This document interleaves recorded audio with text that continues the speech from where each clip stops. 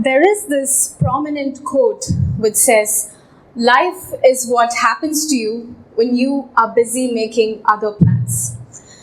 You see, it is this unpreparedness and unpredictability that makes life a very beautiful yet a fragile one. Good morning, everybody. My name is Prathiba Leo, and it brings me immense honor to tell you my story. So, growing up, I was this chirpy young girl who was nothing short of anything in life. I had the most amazing family that one could ever ask for. Like most daughters, I was the doting one to my father. We were like best friends and we would share anything and everything under the sun. There were no secrets between us. So he was my constant motivator.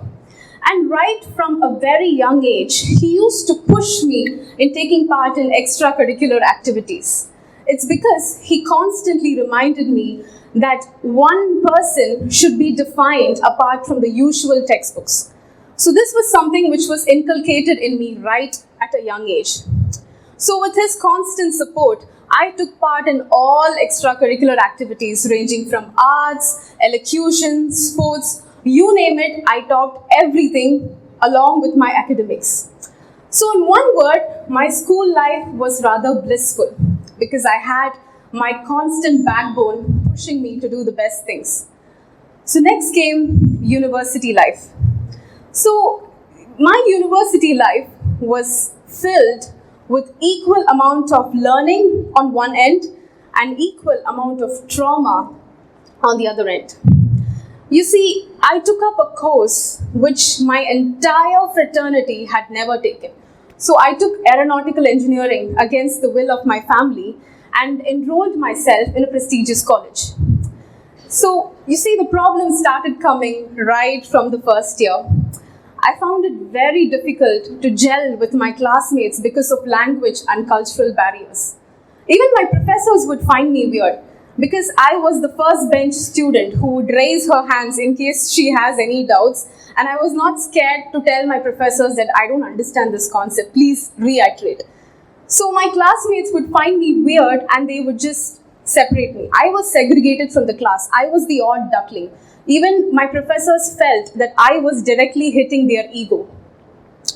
So precisely 6 to 7 months into my college life, one of my classmates sort of proposed to me. I did not know the bad things which lied behind it, but in all fairness, I turned it down because I wasn't a tad interested in a relationship. But he kept on insisting again and again and again. And finally, I accepted him. Slowly, he started gaining control of my life and I handed over the key to my happiness in his pocket. I was controlled by him and he was a puppeteer and I was the puppet. I was just dancing to his tunes. So 10 months down that tumultuous relationship, I lost my father, my best friend, to a massive cardiac arrest. It came as a surprise and a shock to every one of us because my father was as healthy as a horse. He did not have any chronic illness. He was not battling any terminal illness by any cause. So when that happened, grief struck me at a whole new level. Because as I was telling you, my father was the one who pushed me to do well in my studies. And I lost him to a grave battle. Life was completely aimless, pointless, colorless without him. I didn't want to live.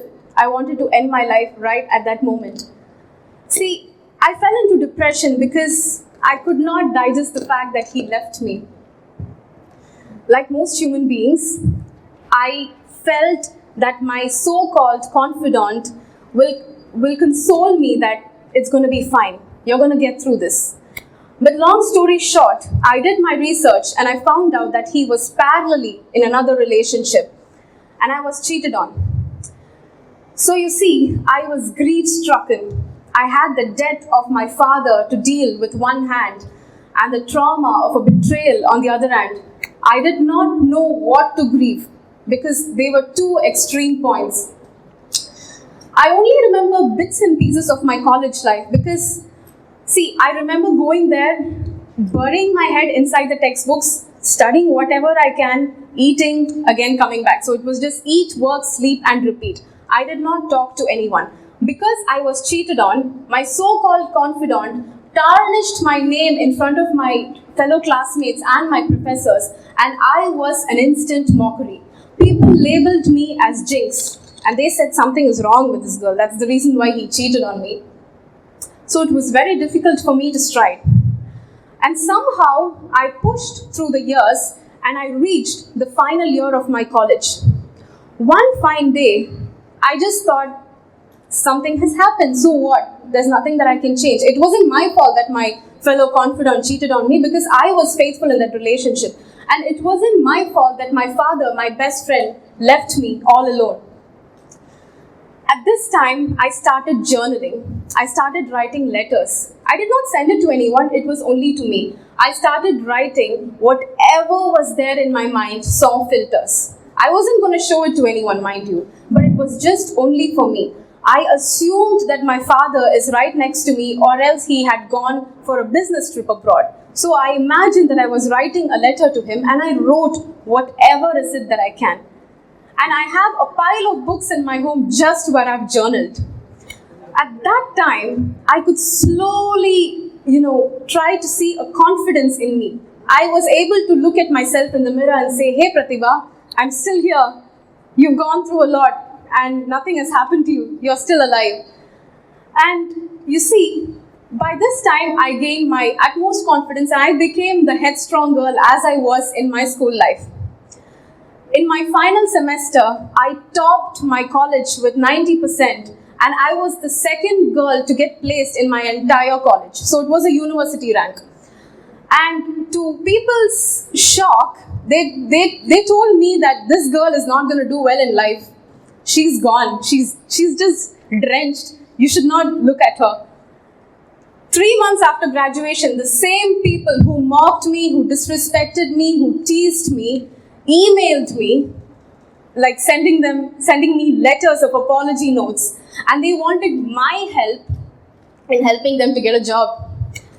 So you see, I ignored those conversations. I did not entertain those conversations. It was not because I was arrogant. It wasn't because I was a bit heavyweight. It was because I convinced myself that I will not encourage anything less than I deserve.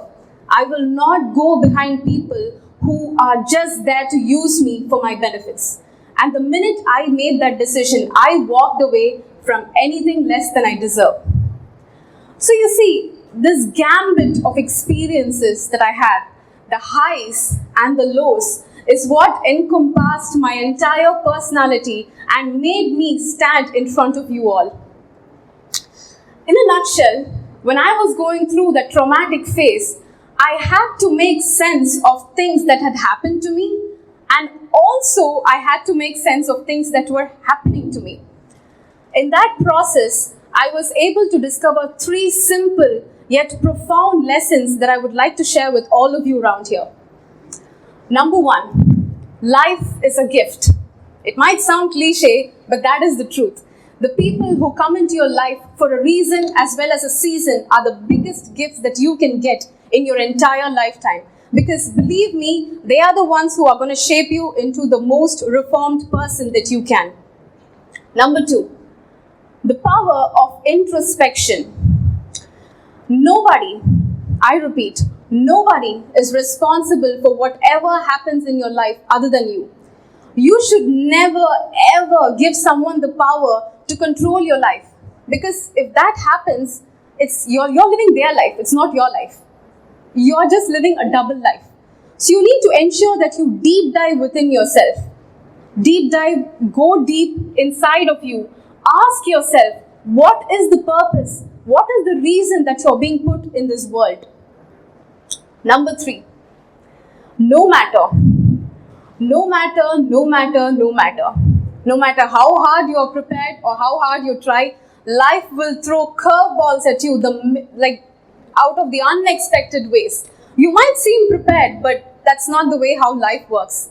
Sometimes the worst situations of your life are the ones which is going to give you a platform for your growth. every worst situation or every horrible, horrific, traumatic, tumultuous situation that you encounter in your life always has a meaning below it. You might not understand that right away, but trust me, down the line you will.